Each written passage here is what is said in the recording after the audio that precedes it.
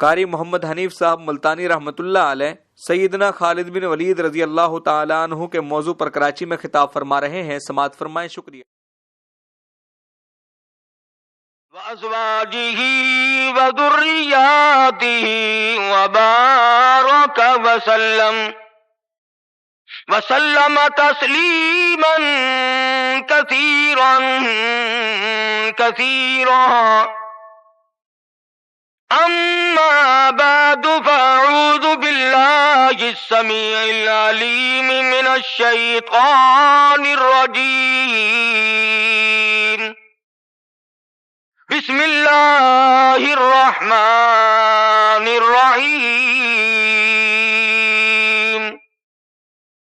إذا جاء نصر الله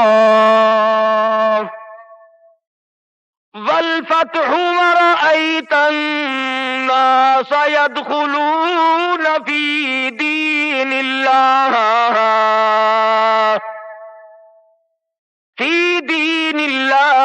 أفواجا فسبح بحمد ربك واستغفره إنه كان توابا وقال النبي صلى الله تعالى عليه وسلم كن في الدنيا كأنك غريب وقال النبي صلى الله تعالى عليه وسلم الدنيا مزرعة الآخرة وقال النبي صلى الله تعالى عليه وسلم من أحيا سنتي عند فساد أمتي فله أجر 100 شهيد وقال النبي صلى الله تعالى عليه وسلم من صلى علي واحدة صلى الله عليه 10 مرات صدق الله مولانا العلي العظيم وصدق رسوله النبي الكريم ونحن على ذلك لمن الشاهدين والشاكرين والحمد لله رب العالمين۔ محترم بزرگوں، عزیز دوستوں، حضرت محمد الرسول اللہ صلی اللہ تعالی علیہ وسلم کی تشریف آوری تھی۔ آپ نے تشریف لا کر دنیا بنی نو انسان کو امن کا پیغام دیا، راست بازی کا سبق پڑھایا، حق و صداقت کا درس دیا، اور انہیں یہ بتلایا کہ میں اللہ تبارک و تعالی کی طرف سے نبی بن کر آیا ہوں تمہاری رہنمائی کے لیے۔ جن لوگوں کے مقدر اچھے تھے، جن کے نصیب اچھے تھے، انہوں نے موافقت کی، دامن پکڑا، غلامی کی، جانثاری کی، اور دامن پکڑا تو ایسا پکڑا کہ جان کے ٹکڑے تو ہو گئے مگر حضور اکرم صلی اللہ علیہ وسلم کا دامن نہ چھوڑا۔ مصائب ٹوٹے، طوفان کے پہاڑ بن کر ان کے سامنے آئے، تلخ سے تلخ وادیوں سے ان حضرات کو گزرنا پڑا،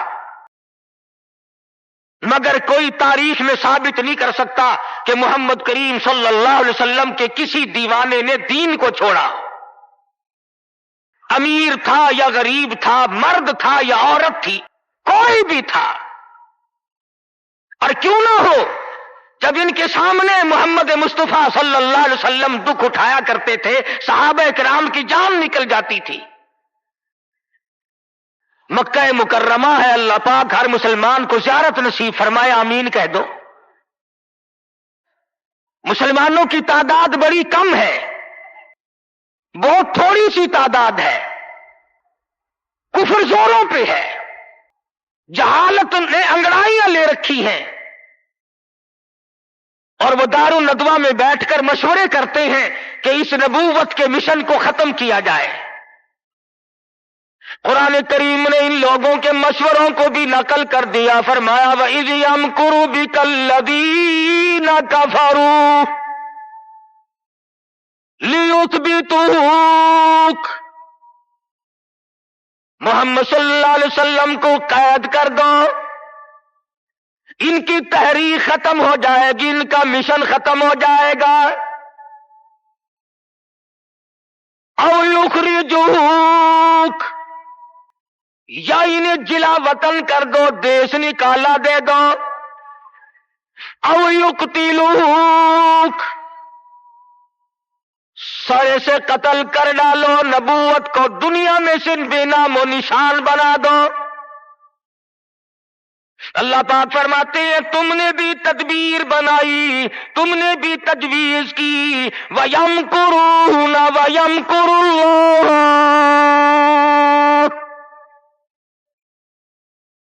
تم نے بھی تجویز بنائی، تم نے بھی پروگرام بنایا، تم نے مشورے کیے میرے نبی کو ختم کرنے کے، تم ختم کرنے کے پروگرام بناؤ، میں حفاظت کا پروگرام بنائے بیٹھا ہوں۔ واللہ خیر الماکرین، پھر دیکھیں گے کس کی تجویز کارگر ہے، کون آگے نکلتا ہے۔ یہ مارنے کے درپے ہیں، یہ ختم کرنے کے درپے ہیں، یہ مٹانا چاہتے ہیں، اور اللہ کریم کے سامنے ادھر مدنی کریم صلی اللہ علیہ وسلم ساری رات سجدے فرماتے ہیں۔ سیدہ عائشہ صدیقہ رضی اللہ تعالیٰ عنہ فرماتی ہیں میں سوئی ہوئی تھی، اچانک میری آنکھ کھلی، آپ کا سر سجدے میں ہے، اتنے رو کر دعائیں کرتے ہیں، اس قدر آہذاری کی، اس قدر عاجزی فرمائی، آپ کا سانس گھٹنے لگا۔ عائشہ صدیقہ فرماتی ہیں میں کلیجے کو پکڑ کر بیٹھ گئی، کہیں آج میں بیوہ تو نہیں ہو جاؤں گی۔ دعائیں مانگتے ہیں میرے پروردگار میری امت کو معاف کر دے، میری امت کو بخش دے۔ آواز آتی ہے او میرے کالی کملی والے، او محبوب رویا نہ کر، اتنا پریشان نہ ہوا کر۔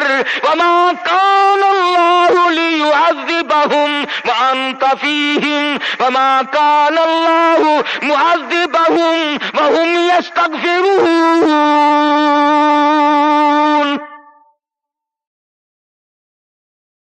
میرے محبوب جب تک آپ ان لوگوں میں موجود ہیں، میں وعدہ کرتا ہوں ان کو کوئی عذاب نہ دوں گا، ان کو ذلیل نہ کروں گا، ان کو برباد نہ کروں گا۔ اور میرے پروردگار موت تو برحق ہے، موت تو سب کی آئے گی، میں تو یہ وعدہ چاہتا ہوں میرے بعد کی آنے والی، میں جب پردہ کر جاؤں، جب میں رخصت ہو جاؤں، میرے بعد میں جو امت بچے اس کو بھی عذاب نہ دے۔ آواز آئی محبوب تیرے آنسو مجھ سے دیکھے نہیں جاتے۔ وما کان اللہ معذبہم وہم یستغفرون۔ جو استغفار کرنے والے لوگ ہوں گے، جو مجھے منانے والے لوگ ہوں گے، جو معافی طلب کرنے والے لوگ ہوں گے، میرے محبوب میرا تجھ سے وعدہ ہے، مجھے اپنی کبریائی کی قسم میں انہیں بھی برباد نہیں کروں گا۔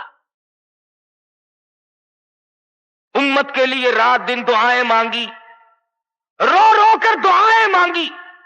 حضرت ابو ہریرہ رضی اللہ تعالیٰ عنہ فرماتے ہیں مدنی کریم صلی اللہ علیہ وسلم قرآن کی تلاوت فرمایا کرتے تھے، جب عذاب کی آیت آتی اتنا سانس پھول جاتا، اس قدر گھبراہٹ آ جاتی، مجھے یوں آواز آتی جیسے ہنڈیاں کھول رہی ہو۔ نبی ساری رات روئے، نبی کے قدموں پہ ورم آ گئے، ساری رات قرآن کی تلاوت کی۔ امت کی رات فلم میں گزرتی ہے، امت کی رات ٹیلی ویژن پہ گزرتی ہے، امت کی رات بدماشی میں کٹ رہی ہے، امت کی رات بدکاری میں کٹ رہی ہے، سفید داڑھی ہو گئی، قبر کی تیاری ہے، آج تک یہ نہ سوچا ثم لم یتوبوا فلہم عذاب جہنم ولہم عذاب الحریق۔ جلا دینے والا عذاب تباہ کر دے گا۔ کون اس سیرت کو پڑھے، قرآن عموماً جو سیرت بیان کرتا ہے، کوئی کیا سیرت بیان کرے گا؟ صحابہ اکرام نے جن کی آنکھوں نے حضور کا حال دیکھا، تم نے کبھی اپنے نبی کا لباس نہ پوچھا، بٹن کی جگہ میرے آقا کے کرتے مبارک میں کانٹے چبھے ہوئے ہیں، آرام فرماتے ہیں گلے میں کرتا نہیں ہے۔ صحابی نے سوچا مجھ سے زیادہ کسی کو بھوک نہ ہوگی، پیغمبر کے سامنے جا کر کرتا اٹھا دیا، یا رسول اللہ ذرا دیکھو میرا کیا حال ہے، سیدھا نہیں ہو سکتا ہوں، پیٹ پہ پتھر باندھ رکھا ہے۔ رحمت والے ہاتھوں سے کرتا اٹھایا اور صحابہ کی آنکھوں نے دیکھا ایک کے بجائے 2 پتھر بندھے ہوئے۔ ابو ایوب انصاری رضی اللہ تعالیٰ عنہ کا مکان ہے، اللہ اللہ، ہجرت فرما کر مدینہ طیبہ میں تشریف لائے۔ ہر کوئی چاہتا ہے میرے دروازے پہ قیام ہو، مجھے یہ سعادت ملے، امام الانبیاء میرے مہمان بنے۔ مدینے میں پہنچے، سب نے تمناؤں کا اظہار کیا، اپنی خواہشات کا اظہار کیا۔ صحابہ رو رہے ہیں، اے کاش یہ دولت مجھے مل جائے۔ فرمایا چھوڑ دو، میری اونٹنی جہاں بیٹھ جائے گی میں وہیں ٹھہروں گا، میں وہیں کا مہمان بنوں گا۔ جن گھروں میں بسترے تھے، جن گھروں میں کھانے تھے، جن گھروں میں اہتمام تھا، انتظام تھا، اونٹنی چلتی گئی چلتی گئی چلتی گئی، ابو ایوب انصاری کے دروازے پہ جا کے بیٹھ گئی۔ ابو ایوب انصاری کے گھر میں 3 دن کا پہلے سے فاقہ ہے۔ اور مسلمان تو آج مہمان بھی بڑے آدمی کا بن کے راضی ہے، بیٹی دینے کے لیے بڑے آدمی ڈھونڈتا پھرتا ہے، لڑکے کے لیے دلہن تلاش کرنے کے لیے بڑے آدمی ڈھونڈتا پھرتا ہے، رشتے ناتوں کے لیے بڑے بڑے تلاش کرتا ہے۔ ہر مقام پہ تیری بڑوں پہ نظر ہے، تو غریب پہ نظر ڈالنا چھوڑ گیا۔ مدنی کریم صلی اللہ تعالی علیہ وسلم کا مدینے میں قیام ہے، اللہ کے حکم سے قیام ہے۔ اللہ میاں نے ٹھہرایا، ابو ایوب انصاری کے مہمان بنایا، جس گھر میں 3 دن کا پہلے سے فاقہ موجود ہے۔ عرض کرنے لگا میرے آقا آپ اوپر قیام فرمائیں گے یا نیچے قیام فرمائیں گے؟ فرمایا ہمیں آنے جانے میں تکلیف ہوگی، ہم اوپر نہیں جاتے، ہم نیچے رہیں گے، بال بچوں کو اوپر لے جاؤ۔ نبی ابو ایوب انصاری رضی اللہ تعالی عنہ کے بال بچوں سے اعتراض فرماتے ہیں اوپر چلے جاؤ، ہم نیچے ٹھہریں گے تاکہ پردہ کرانے میں بار بار ہمیں تکلیف نہ اٹھانی پڑے۔ اور نبی اپنے امتی کی بیوی کی عزت کو، آبرو کو کتنا عزیز رکھتا ہے، اور آج مسلمان جو ہے وہ سڑکوں پہ گھسیٹے پھرتا ہے۔ کافی دنوں کی بات ہے، ایک آدمی مجھے ملا، میں نے اخبار، میں روز تو پڑھتا نہیں، اخبار کیا کریں گے، اور میں تمہیں کہتا ہوں یہ تمہارا اخبار پڑھ کر سکھ مسلمان بنے گا؟ یہ تمہارا اخبار پڑھ کر چوڑا چمار ہندوستان کا بنیا اور ہندو وہ اسلام لائے گا؟ میں ابھی 80 میں جب ہندوستان گیا، پٹیالے شہر میں ظہر کی نماز جب میں پڑھ کے نکلنے لگا، ایک عورت نے میرا یہاں سے ہاتھ پکڑا اور کہنے لگی مولوی تو پاکستان سے آیا؟ میں نے کہا ہاں بہن پاکستان سے آیا ہوں۔ رو پڑی اور کہنے لگی وہ محمد ابن قاسم کب آئے گا؟ تم سارے مر گئے، سید کی بیٹی ہو، سکھ کے گھر میں 34 برس ہو گئے خنزیر کھاتے ہوئے، اور کب چھڑاؤ گے؟ کرنال شہر میں اڈے پہ کھڑے ہوئے ایک عورت نے پوچھ لیا تم پاکستان سے آئے ہو؟ میں نے کہا، رو پڑی، کہنے لگی وہ تمہارا اسلام قرآن کہاں گیا؟ ارے آج تم اپنے آپ کو نہیں سنبھال سکتے، مسلمانوں کی بیٹیوں کی تو تم کب خبر لوگے؟ مدنی کریم صلی اللہ تعالی علیہ وسلم فرماتے ہیں ہم نیچے قیام کریں گے تم اوپر چلے جاؤ. ابو ایوب انصاری اوپر تشریف لے گئے. دل میں خیال آیا نبی کا حکم ملا, میں اوپر آ گیا. ادب کے خلاف ہے میں اوپر بیٹھوں, میرے آقا نیچے ہے. تو نے تو نبی کا ادب کرنا بھی نہیں سیکھا, تو نبی کے ادب کی طرف بھی نہیں جاتا. ابو ایوب انصاری سے جا کے پوچھ لے, کوٹھے پہ بیٹھنے کے لیے تیار نہیں, کھڑا ہوا سوچ رہا ہے ششو پنج میں ہے, نیچے جاتا ہوں نبی کے حکم کے خلاف ہو جائے گا, اوپر بیٹھتا ہوں بے ادبی ہو جائے گی. علماء نے لکھا ہے ابو ایوب انصاری نے مدینے میں ساری رات منیرے پہ لٹک کے گزار دی. تمام رات ابو ایوب انصاری رضی اللہ تعالی عنہ منیرے پہ لٹک کے رات پوری کر دیتا ہے. نیچے جاتا ہوں نبی کے حکم کے خلاف ہوگا, اوپر بیٹھتا ہوں بے ادبی ہوگی. ارے نہ بیٹھا نہ نیچے گیا, ساری رات لٹک کے گزار دی. آج ہم سوچنے پر مجبور ہیں کہ آخر ہم بے ادبوں کے ساتھ ہوگا کیا, بنے گا کیا. جن لوگوں نے ادب کیا ان کے مقدر جاگ اٹھے, ان لوگوں کو خداوند کریم نے دنیائی میں بخت لگائے.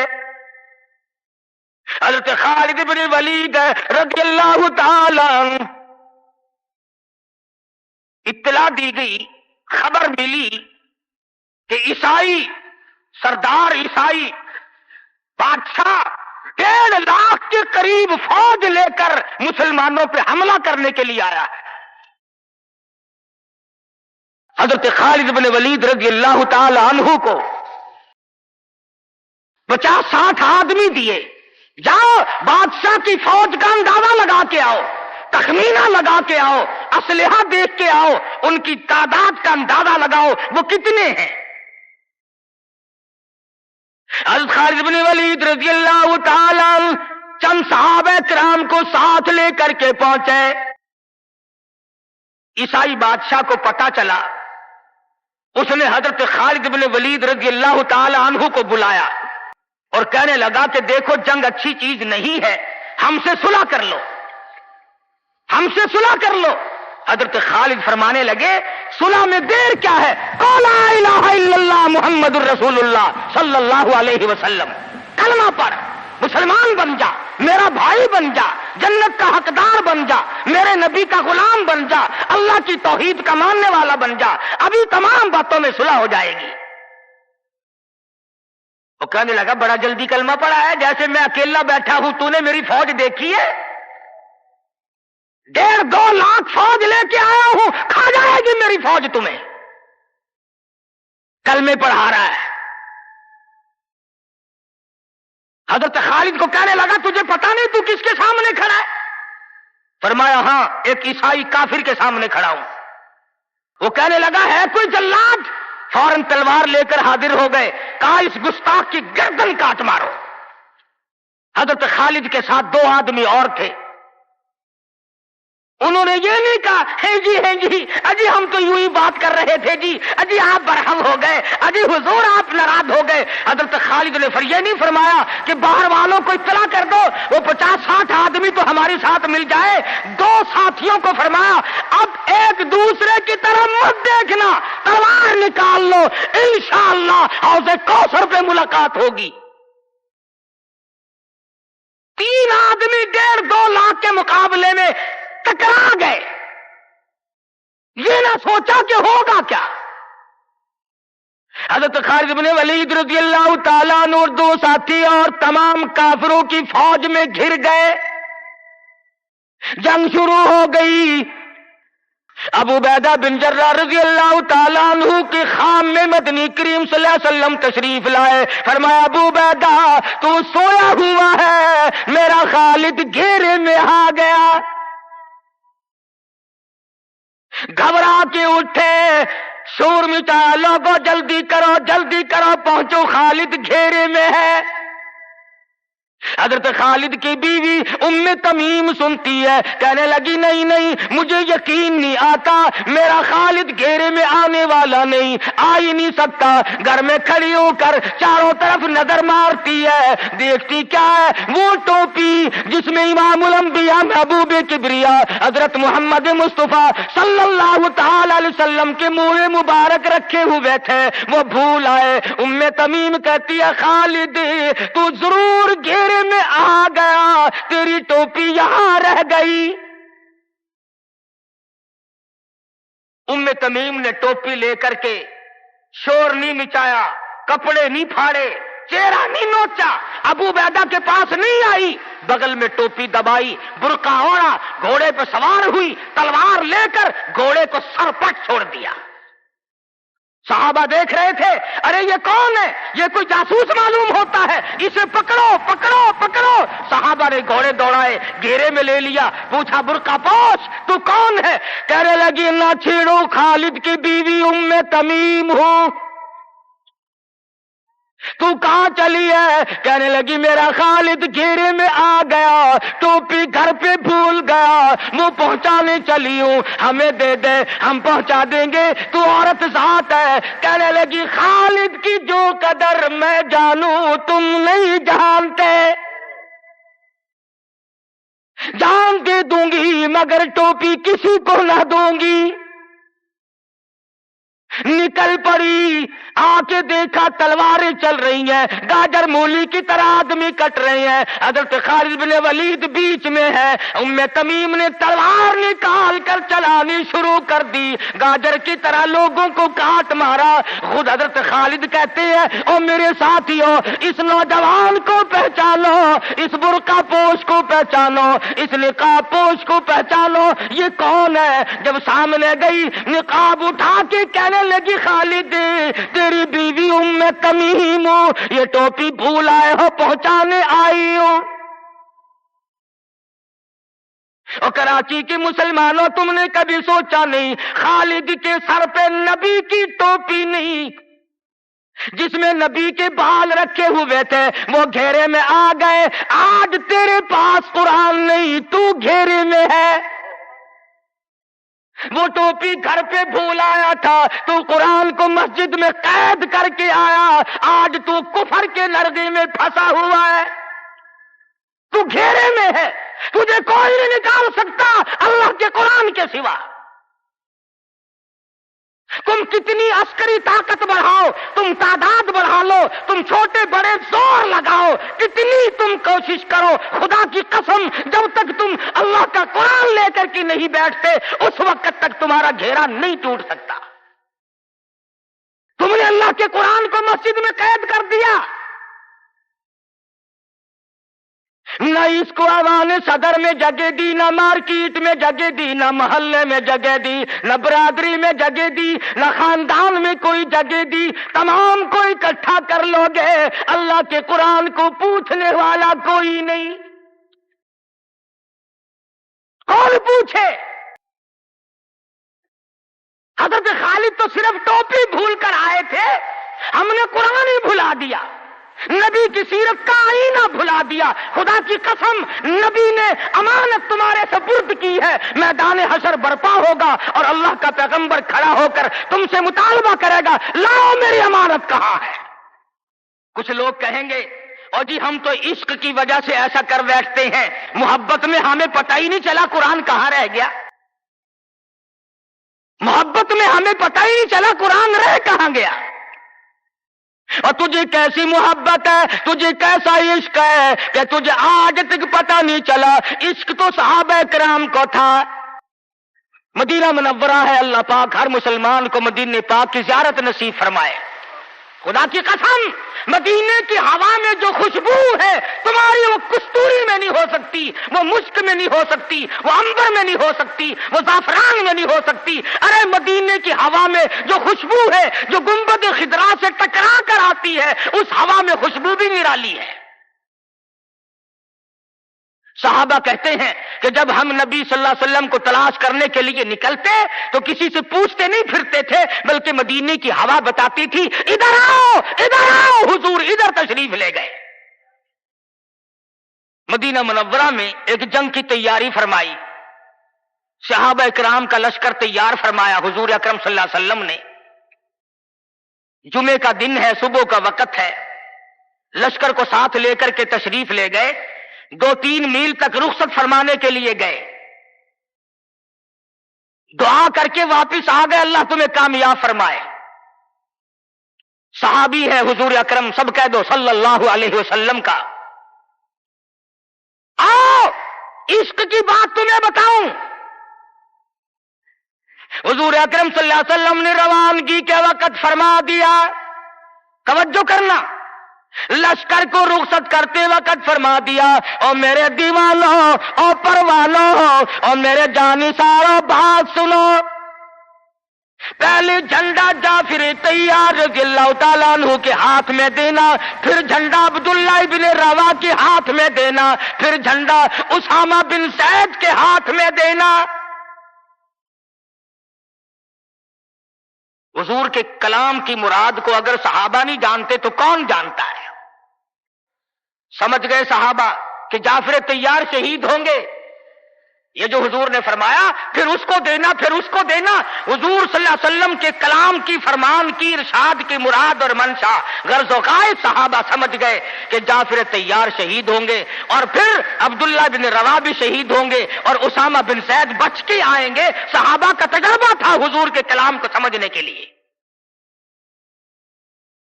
عبداللہ بن روا رضی اللہ تعالی عنہ نے سوچا کہ تسلی تو میری ہو گئی کہ میں شہید ہوں گا، اس جنگ میں واپس نہیں آؤں گا، مگر چلو جمعے کا دن ہے، سواری میری بڑی تیز ہے، میں آخری جمعہ سرکار دو عالم صلی اللہ علیہ وسلم کے پیچھے کیوں نہ پڑھوں، اور جمعہ پڑھ کے جاؤں گا، ایک مرتبہ اور اپنے آقا کا دیدار کروں گا۔ واپس مدینے میں آئے، گھر نہ گئے، بیوی بچوں میں نہ گئے، باغ و بہار میں نہ گئے، فصل باڑی میں نہیں گئے، لوگوں میں نہیں گئے، سیدھے مسجد نبوی میں تشریف لائے۔ جمعے کی نماز کے بعد مدنی کریم صلی اللہ علیہ وسلم سے سلام کیا۔ حضور نے فرمایا عبداللہ میں نے تو تجھے صبح رخصت کیا تھا لشکر کے ساتھ، تجھے صبح روانہ کر دیا تھا، تو چلا گیا تھا فوج کے ساتھ۔ عرض کیا یا رسول اللہ میرے ماں باپ قربان ہو جائیں، آپ کے فرمان سے میں نے یہ اندازہ لگایا کہ میں شہید ہو جاؤں گا، میرا یہ آخری جنگ ہے، یہ آخری جہاد ہے۔ میرے دل میں ایک بات آئی، آج جمعے کا دن ہے، اپنے آقا کے پیچھے جمعہ بھی پڑھوں، آخری جمعہ پڑھوں اور آخری دیدار کر کے جاؤں۔ اب تھوڑے سے مجھے آپ بول کے بتائیں عبداللہ ابن رواح کا یہ عشق ہے کہ نہیں؟ کوئی ڈر کی بات نہیں، کوئی خوف کی بات نہیں، بیوی بچوں کی محبت نے نہیں کھینچا، باغوں کو دیکھنے نہیں گیا، بچوں سے ملاقات کے لیے نہیں گیا، ارے حضور کا عشق ہے، کہتا آخری جمعہ، آخری دیدار، آخری ملاقات۔ اور عرض کیا میرے آقا میں اپنے ساتھیوں کو جا ملوں گا، میری سواری بڑی تیز ہے۔ امام الانبیاء محبوب کبریا حضرت محمد مصطفیٰ صلی اللہ علیہ وسلم کا چہرے انور سرخ ہو گیا، فرمایا عبداللہ تو ساتھیوں کو نہیں مل سکتا، نہیں مل سکتا، جب تیرے ساتھی جنت میں جائیں گے 500 سال بعد میں بہشت میں جا سکے گا۔ کیوں؟ اس لیے چاہے تم عشق کے تحت آئے، محبت کی وجہ سے آئے، جذبے کی وجہ سے آئے، جمعے کے لیے آئے، میرے دیدار کے لیے آئے، میری ملاقات کے لیے آئے، جب میں نے رخصت کر دیا تھا میرے حکم میں تاخیر کیوں کی؟ پتہ چلا عشق بھی وہ مقبول ہے جو حضور کی غلامی کے اندر ہو۔ غلامی سے باہر جو عشق ہے وہ عشق نہیں، وہ فریب ہے، وہ دجل ہے۔ آج آپ دیکھ لیں، نام دیکھو، شکل دیکھو، نام ہوگا عاشق رسول اور شکل دیکھو تو خدا کی قسم بالکل ایسا معلوم ہوگا جیسے اندرا کا بھتیجا ہو، پہچان نہیں سکے گا آدمی۔ کیا کر سکتا ہے آدمی شکل میں؟ صورت نہیں، سیرت نہیں، لباس نہیں، اخلاق نہیں، کردار نہیں، تمام چیزوں کا تختہ نکال کے رکھ دیا ہے۔ اور آج قوم اسی وجہ سے مصیبتوں سے دوچار ہے۔ وہ نرغے میں پھنسی ہوئی ہے، وہ نکل نہیں سکتی، وہ سہارا ڈھونڈ رہی ہے مادی قوت کا۔ حضور ناراض ہو گئے صلی اللہ علیہ وسلم۔ صحابی کہتا ہے میں چاہتا تھا زمین پھٹ جائے، مجھے لقمہ بنا کر نکل جائے۔ صحابی کہتا ہے مجھے زندگی تلخ لگنے لگی، ہائے میرے آقا مجھ سے ناراض کیوں ہو گئے۔ عبداللہ بن روا تشریف لے گئے، گھر پھر بھی نہیں گئے، بال بچوں میں پھر بھی نہ گئے، اور جا کر کے جہاد میں شریک ہو گئے۔ 3 دن گزر گئے، کوئی چیز حلق میں نہ گئی، کمر سیدھی نہیں ہو سکتی تھی، جنگ سخت تھا، لڑائی شدید تھی، تلواریں چل رہی تھی۔ عبداللہ بن روا فرماتے ہیں مجھے بھوک لگی، سیدھا کھڑا نہیں ہو سکتا تھا، مجھے یاد آیا میرے تھیلے میں گوشت کے خشک ٹکڑے موجود ہیں، میں ان کو منہ میں لے کر ذرا چوسنے لگا، مجھے مدینے کا باغ یاد آیا، مجھے بیوی یاد آئی، مجھے اولاد یاد آئی۔ اے نبی کے دیوانے کا طرز زندگی دیکھ۔ صحابی کہتا ہے میں نے انگلی حلق میں ڈال کر وہ بوٹی باہر نکال دی، کہا اچھا میں تجھے کچھ کھانے کے لیے دینے لگا ہوں تو یہاں بیٹھ کر گھر یاد آیا، کھڑے ہو گئے اور فرمانے لگی اور میری بیوی اور تمہیں طلاق ہو، اور میرے باغ بہار جاؤ، اسلام کے لیے وقف ہو تم، آج کے بعد میرے نہیں۔ کسی نے پوچھا کیا کہہ رہے ہو؟ فرمایا ہاں نقشہ سامنے کیوں آیا، آخری وقت میں دنیا کا نقشہ میری آنکھوں میں کیوں کھینچا۔ صحابی نے اپنے دل میں تصور بھی لانا اچھا نہ سمجھا، میری عاقبت خراب نہ ہو جائے، میری آخرت نہ بگڑ جائے۔ عبداللہ بن روا تلوار لے کر کھڑے ہو گئے، کسی نے لکھا 3 دن کا، بعض نے لکھا 5 دن کا بھوکا صحابی ٹکڑے ہو گیا۔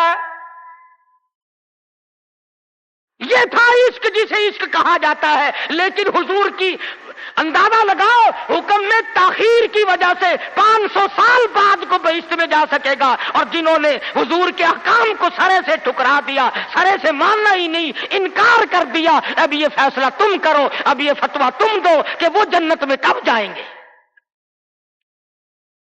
امام الانبیاء محبوب کبریا حضرت محمد مصطفیٰ صلی اللہ تعالی علیہ وسلم کے دیوانوں نے حد کر دی، پروانوں نے حد کر دی، جس صورت سے بھی ان کو لگایا گیا اسی صورت سے وہ آگے بڑھتے رہے۔ فاروق اعظم کی حکومت ہے، سب کہہ دو رضی اللہ تعالی عنہ۔ مصر کے علاقے میں کافروں نے ایک سازش بنائی، لڑکیوں کو ہار و سنگار کر کے کوٹھے پہ کھڑا کر دیا۔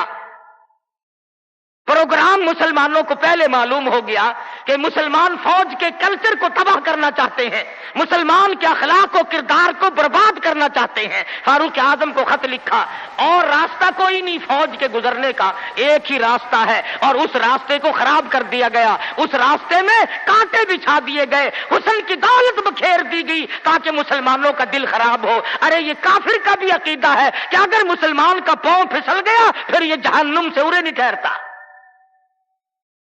فاروق اعظم رضی اللہ تعالیٰ عنہ نے خط کا جواب دیا اور صاف صاف لکھ دیا کوئی پریشانی کی بات نہیں، ساری فوج کو اکٹھا کر کے قرآن کی آیت سنا دو،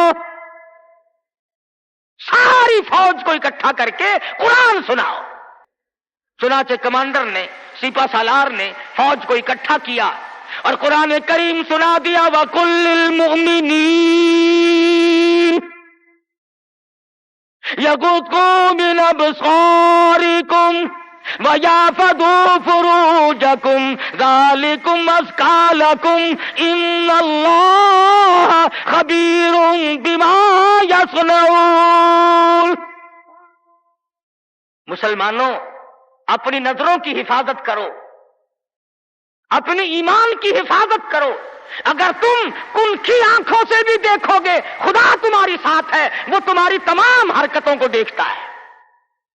بس ایک قرآن کی آیت سنائی سبینہ نہیں ہوا تھا، سارا قرآن نہیں سنایا، ایک آیت سنائی ہے مسلمان فوج کو، اور پھر حکم دیا گزرو اسی علاقے سے جہاں یہ تمام سازش کی گئی ہے. صحابہ گزر رہے ہیں, تابعین مسلمان گزر رہے ہیں, تالیاں بجتی ہیں, ڈانس ہوتا ہے, جھنکار ہے, گانا بجانا ہے, تمام مسلمان گزر گئے. لڑکیاں کہنے لگی آئے اور جانے والوں تم سارے اندھے تو نہیں؟ اس حسن کو کوئی تو دیکھو. سر اٹھاتے نہیں. ایک مسلمان سپاہی گزرتا گزرتا کہنے لگا کوئی کیسے دیکھے گا, سارے کے سارے اللہ کا قرآن سن کے آئے ہیں, سارے قرآن پاک سن کے آئے ہیں, یہ دیکھیں گے کیسے؟ لڑکیاں کہنے لگی وہ قرآن کیسا ہے, اس میں کتنی قوت ہے, اس میں کتنی طاقت ہے, اس میں کتنی استعداد ہے, اس میں کتنی پاور ہے جو ایسے حسن کے نظارے سے روک دے, جو ایسا حسن نہ دیکھنے دے. اور کہنے لگے اور جانے والوں یوں نہ جاؤ, وہ قرآن کریم ہمیں بھی سناتے جاؤ, سناؤ ہمیں وہ قرآن. ایک مسلمان سپاہی چلتا بھی جاتا ہے, قرآن بھی پڑھتا جاتا ہے. تاریخ شاہد ہے, عیسائیوں کی بیٹیاں تھی, یہودیوں کی لڑکیاں تھی, کافروں کی بیٹیاں تھی. ارے تڑپ ہو تو تڑپ کر نیچے چھلانگ لگائی, اور جانے والوں چھوڑ کے نہ جاؤ, ہمیں بھی یہ قرآن سناؤ اور ہمیں بھی اللہ کے بندے بناؤ. ایک ایت سن کر اتنا عمل کیا, جن کو سازش بنایا تھا وہ تمام لڑکیاں مسلمان ہو کر مجاہدین کے ساتھ ساتھ جاتی ہیں. آج سارا قرآن ہمارے سامنے ہے. اور قرآن بھی کیسا, جب کوئی مر جائے قرآن ختم کرنا, بھائی قرآن ختم کرنا, بھلا قرآن شریف کوئی 2-3 ورقوں کا جو ختم کرنا ہے. 4-5 آدمی بیٹھ جاتے ہیں, ورق گردانی کی, پلٹ دی الٹ دیے, پلٹ دی الٹ دی. جب اندازہ ہوا نا کہ کھانا تیار ہو گیا, انہوں نے کہا صاحب قرآن بھی ختم ہو گیا ہے. ہمارے یہاں ایک مولانا ہے, لوگ ان کو بہت کہتے ہیں کہ قرآن ختم کرو. میری ملاقات ہوئی, میں نے کہا حضرت جی آپ تو دن رات قرآن پڑھتے ہوں گے. انہوں نے کہا کیوں؟ ہم نے کہا سارے لوگ آپ کے پاس آتے ہیں, دادی مر گئی قرآن پڑھنا, ماسی مر گئی قرآن پڑھنا, پھوپھی فوت ہو گئی قرآن پڑھنا. کہنے لگے میں ان کے بات کا نوکر ہوں, 3 دفعہ کل پڑھتا ہوں. وہی بات کی اس نے کہ دکان یہ سنبھالے, مکان یہ سنبھالے, کار ان کی, بینک بیلنس ان کا, تمام چیزیں ان کی, ساری رات بیٹھ کر قرآن میں پڑھوں کیوں؟ ہر کوئی اپنی کمائی میں لگا ہوا ہے. جو لوگ ملتان جاتے ہیں انہیں پتا ہے کہ چوک بازار ملتان کا سب سے بڑا بازار ہے. ایک روز گزرتے گزرتے ایک آدمی آیا اور بڑے مرے دل سے السلام علیکم. میں نے کہا جی وعلیکم السلام. حضور میرے لیے بھی کوئی دعا کرو, کاروبار بالکل نہیں رہا, ٹھنڈا کاروبار ہے. تو شکر ہے میں نے پوچھ لیا, ورنہ مولویوں کی تو عادت ہوتی ہے اللہ برکت دے جی, اللہ برکت دے. اور میں نے پوچھ لیا تیرا کاروبار کیا ہے؟ کہنے لگا کفن بیچتا ہوں.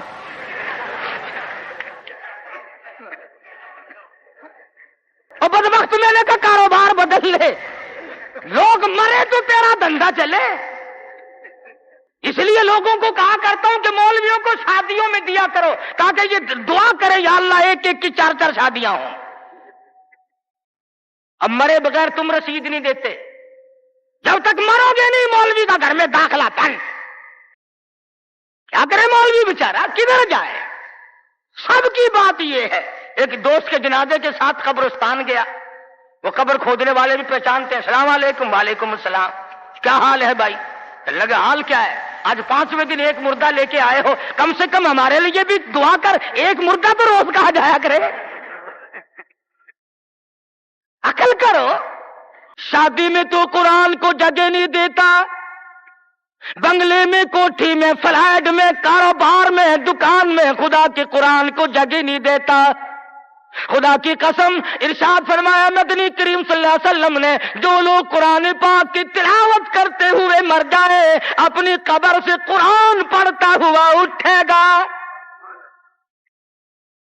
اس کے منہ سے کستوری کی خوشبو آ رہی ہوگی. اہل محشر کہیں گے الہی یہ کون لوگ ہیں؟ قیامت کا دن ہے، سخت دن ہے، بڑی پریشانی کا دن ہے، لوگ اپنے پسینوں میں غرق ہیں، اس کے یہاں سے خوشبو آ رہی ہے، یہ کون ہے؟ جواب ملے گا تو گالی بکتا مرا تھا، تو گانے گاتا ہوا مرا، تو گیت سنتے ہوئے مرا، تیرے دماغ میں کنجری بسی ہوئی تھی، تیرے دل میں بدماش عورت بسی ہوئی تھی جب تو مرا. اور یہ وہ ہے جب موت آئی تو میرا قرآن پڑھ رہا تھا. آج بھی قرآن پڑھتا ہوا اٹھا ہے. اس لیے اس کے منہ سے برکت، قرآن کی برکت سے خوشبو آتی ہے. تم نے برکتوں کو جانتے. یہ بسوں میں دیکھو، ٹیکسیوں میں دیکھو، عقیدہ دیکھ، ایک بھی تسبیح لٹکی ہوئی ہے. یہ کس کی ہے؟ فلانے بابا کی ہے، سیون شریف والے بابا کی ہے، پاک پٹن والے. اور یہ بابے تھے یا بابن تھی؟ یہ عورتیں تھوڑی تھی. کچھ تو عقل کر. اللہ والوں کی توہین کرتے ہو. تیری موٹر کو، کار کو، ویگن کو، بس کو یہ بابا بچائے گا، خدا نہیں بچا سکتا. اسی لیے دھکے کھا رہے ہو کہ تمہارا خدا ریٹائر ہو گیا. اور جب خدا کا دروازہ آدمی چھوڑتا ہے اس کی عقل ماری جاتی ہے، اسے پتہ ہی نہیں چلتا کہ عورت کا معاملہ ہے یا مرد کا معاملہ ہے. میں عرض کر رہا تھا کہ مسلمان اگر نبی کی سیرت کو سنتا ہے یا جانتا ہے اور مانتا ہے تو کوئی وجہ نہیں کہ مسلمان کو کچھ زیر کر سکے. وہی خالد بن ولید ہیں سب قید رضی اللہ تعالی عنہ. ایک دوسرا موقع آیا، کافر اپنی فوج کو لے کے آیا، بہت بڑا لشکر ہے، بہت بڑا لشکر ہے. کہنے لگا خالد چلا جا، بھاگ جا ورنہ بوٹیاں اڑا دی جائیں گی تیری. کہنے لگا ہاں ہاں تیرے جیسے کئی دیکھے بوٹیاں اڑانے والے، کیا بات ہے؟ اس نے کہا خالد میں وہ زہر لے کے آیا ہوں کہ اگر تلوار بجھا کر کے مار دی تو ٹکڑے ٹکڑے ہو جائے گا، بھسم ہو جائے گا، جل کر خاک ہو جائے گا. فرمایا کوئی بات نہیں، وہ زہر مجھے دکھا. وہ کافر نے، عیسائی سردار نے وہ شیشی نکال کر حضرت خالد کے حوالے کر دی. حضرت خالد نے اللہ کا نام لیا اور لے کر اتنا سخت قسم کا زہر جس میں نامعلوم کیا کیا چیز ڈالی ہوئی تھی، 2 قطرے زمین پہ ٹپکائے، زمین میں آگ لگ اٹھی، زمین میں آگ لگ گئی. خالد کا ایمان دیکھو، نبی کے دیوانے کا ایمان دیکھو، اور نبی کا صحابی ہے، نبی کا جانثار ہے، نبی کا غلام ہے. ہاتھ سے شیشی لی اور بسم اللہ کر کے تمام شیشی کو پی کر خالد سامنے کھڑے ہیں. فرمانے لگے دیکھ تیرے سامنے آرام سے کھڑا ہوں. کہنے لگا کہ تم تو کچھ بھی نہیں، تمہیں تو یہ زہر کچھ نہیں کہتا، تم کیا کھاتے ہو، تم کیا پیتے ہو، تمہارا کیا مطلب ہے، اور جاؤ اپنے خیمے میں تمہارے پاس آؤں گا. عیسائی سردار گیا، خالد کو کہنے لگا وہ کشتہ کھلا، وہ دوا پلا جس کو زہر کچھ نہ کہے، تلواریں نہ ڈرائیں، تیر نہ ڈرائیں، مرنے سے نہ ڈرے. فرمایا غسل کر، غسل کیا. فرمایا پڑھ لا الہ الا اللہ محمد الرسول اللہ صلی اللہ علیہ وسلم. کلمہ پڑھایا. عیسائی کلمہ پڑھ کے کہنے لگا خدا کی قسم اب وہی جذبہ، وہی ہمت، وہ قوت میرے اندر آ گئی. تم ٹھہرو، اب اس ساری فوج سے میں اکیلا ٹکراؤں گا. چنانچہ وہ ٹکرا گیا اور شہید ہو گیا. تو ایسی صورت میں جبکہ عقائد کا میدان ہمارا یہ ہو اور عمل کا میدان ہمارا یہ ہو اور کردار کی صورت یہ ہو تو بات کیسے بنے؟ اللہ میاں جانتا تھا کہ نبی کی آمد کی خوشی میں نامعلوم ناچیں گے، ڈانس کریں گے، ڈھول بجائیں گے، کیا کیا خرافات کریں گے. اللہ میاں نے اسی دن میں حضور کی وفات رکھ دی. فرمایا اگر خوشی آئے اچھلو مت، غم آئے تو تباہ نہ ہو جاؤ. وہی دن خوشی کا اور وہی دن غمی کا. تجھے غم کا کیا پتا؟ تیرا بیٹا مر جائے تجھے غم کا پتا، تیری بیگم مر جائے تجھے غم کا پتا، تیرا جوان کڑیل بھائی مر جائے تجھے غم کا پتا. تو نے ماں کا صدمہ دیکھا ہوگا، تم نے ماں باپ کا صدمہ دیکھا ہوگا، تم نے بیٹے کی موت کا صدمہ دیکھا ہوگا. خدا کی قسم جاؤ بلال سے جا کے پوچھو جب حضور رخصت ہوئے تیرا کیا حال بنا تھا. تو کیا جانے کہ صحابہ کرام پہ اس دن کیا بیتی. حجۃ الوداع کے زمانے سے لے کر 12 ربیع الاول تک محمد مدنی صلی اللہ علیہ وسلم بیمار رہے. اگر اتنے دنوں آج کوئی بیمار پڑ جائے، مولویوں سے موت کی دعا کرانے لوگ مسجدوں میں پہنچ جاتے ہیں، حجی ذرا دعا کر دینا، یا ادھر ہو یا ادھر ہو. بلکہ وہ ایک بات سنی تھی کہ ایک آدمی کا والد بیمار تھا، اس کا بیٹا مردہ نہانے والے کے پاس گیا. اس نے کہا ذرا چلو ابا جی کو غسل دینا ہے. کہ بھائی کب فوت ہوا؟ انہوں نے کہا جی آپ جائیں گے، پانی گرم کریں گے، کفن تیار کریں گے، انشاءاللہ اتنا مریض آئیں گے، اور کیا ہے، پیش کی تیاری ہوتی ہے. یہ صحابہ تھے جنہوں نے جان کے قیمے بنوا کر کے حضور اکرم صلی اللہ علیہ وسلم کا دیدار کیا تھا.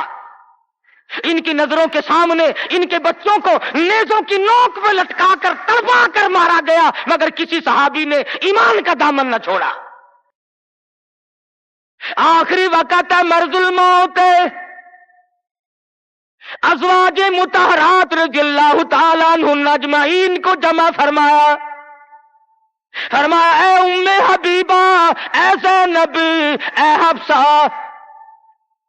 تمام کی تمام بخوشی اجازت دو میں اپنی بیماری کے دل ایسا صدیقہ کے حجرے میں گزار لوں. وہ کس طریقے سے اجازت مانگتے ہیں؟ ہمارے یہاں تو ساری زندگی اجازت کا سوال ہی پیدا نہیں ہوتا. گویا بیماری کے دن بھی گزارنے تھے، اور ایسا صدیقہ کے حجرے کو قیامت تک کے لیے بہت بڑا مقام دینا تھا. بنیاد پڑ رہی ہے گنبد خضرا کی. سیدہ عائشہ صدیقہ رضی اللہ تعالی عنہا فرماتی ہیں آخری وقت تھا، پسینے آئے، گھبراہٹ طاری ہوئی. فرمایا میری عائشہ ٹھنڈے پانی کا پیالہ لیا، میں سمجھی پانی پیئیں گے، میرے محبوب کو پیاس لگی ہوگی، میرے محبوب کو گرمی لگی ہوگی. میں پانی کا پیالہ لے کر حاضر خدمت ہوئی، اشارہ کر کے فرمایا یہاں رکھ دے. میں نے رکھ دیا. رحمت والا ہاتھ پانی میں بھگو کر اپنے منہ پہ چھینٹے مارنے شروع فرما دیے.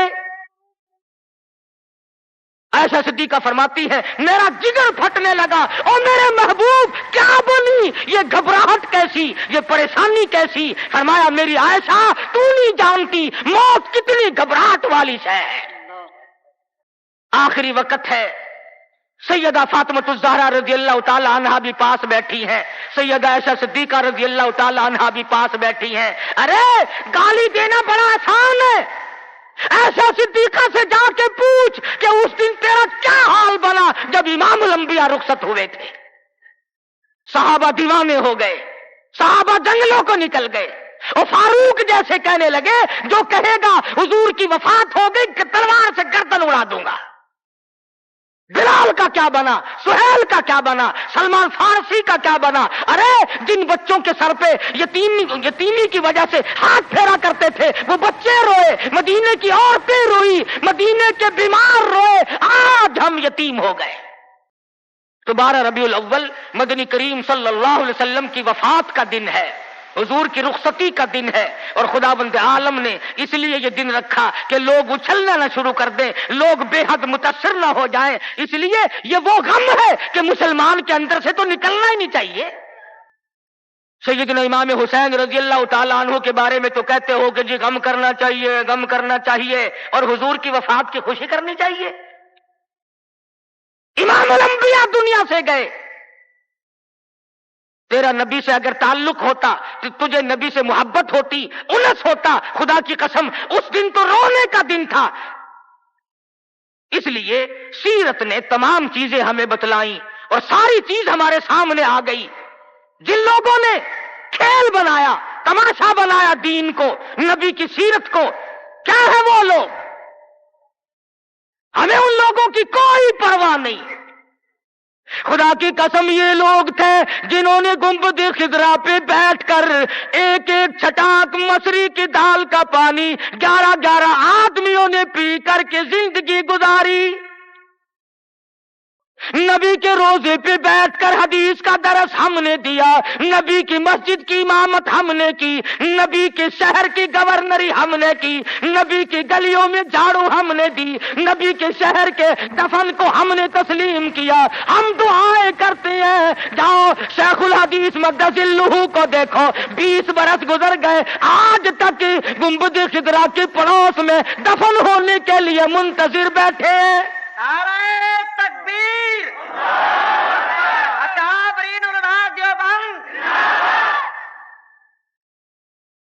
قاری فتح محمد صاحب جیسا مقدس الروح نابینا بزرگ حضور کے دروازے پہ پڑا ہے، یہاں دفن ہوں گا، یہاں آقا کے قدموں میں جان دوں گا۔ تو یہی کلی کھڑکاتا پھرتا رہی ہو، بڑا عاشق ہے نا، یہ برکت نہیں جانتے، اور یہ برکت نہیں، یہ حرکت ہے۔ ہم تو اس کپڑے کا اکرام کرتے ہیں۔ خدا کی قسم، میں جب جشن پہ گیا، 100 سالہ اجلاس پہ گیا، میں نے عرض کیا یارو اس رومال کو ہاتھ لگوا دو، کہنے لگے جی رس بڑا ہے ورنہ ضرور دکھاتے، اور سننے کی ڈبیا میں رکھا ہوا ہے وہ رومال جس رومال کو میرے آقا کا چوغا مبارک لگا ہے، خزانے میں رکھا ہے۔ ہمارے پاس خزانہ وہ رومال ہے، وہ کنتیل ہے خداوند عالم کے محبوب کا جس میں چوغا رکھا ہوا تھا۔ ہم تو اس رومال کی حفاظت کرتے ہیں، اس قرآن کی حفاظت کرتے ہیں، اس سنت کی حفاظت کرتے ہیں جو صحابہ کرام نے ہم تک پہنچائی۔ اللہ پاک مجھے اور آپ کو عمل کی توفیق عطا فرمائے۔ وآخر دعوانا ان الحمدللہ رب العالمین۔